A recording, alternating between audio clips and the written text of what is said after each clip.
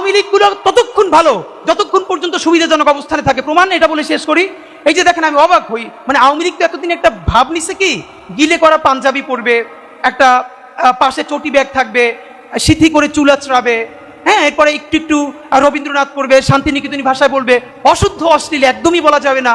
এই করে করে করে করে আসাদুজ্জামান নূর শুধু গণহত্যাই করবে না, তার গাড়ি বহরে যারা হামলা করছে তাদেরকে গুম করছে, খুন করছে।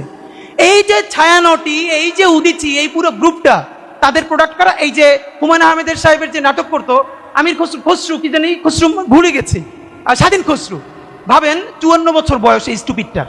মানে আওয়ামী লীগ যে কত বড় স্টুপিড হইতে পারে, ওদের সব গেছে। মানে ওরা এই দুনিয়ার সমস্ত নারী অধিকারের তো টেন্ডার নিয়ে আসছে, নারী অধিকার নিয়ে কথা বলবে, ওরা সংস্কৃতি কর্মী। এই যে একজন মহিলা উপদেষ্টা, তার ছবিটা পিছনে রাইখা যেই ভাষায় যা বলতেছে, এইটা তো ছাপরি বললেও হয় না, এটা দুনিয়া কোথাও নাই, এটা কোনো ক্লাসই নাই। মূলত আওয়ামী লীগ এই ক্লাসেই বিলং করে।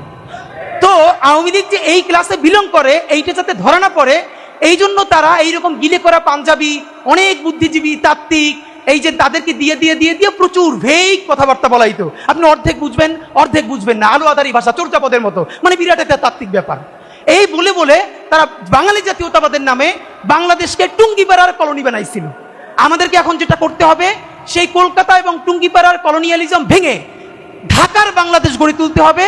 আর বাংলা মানে আর এখন আর কলকাতা না, বাংলা মানেই বাংলাদেশ।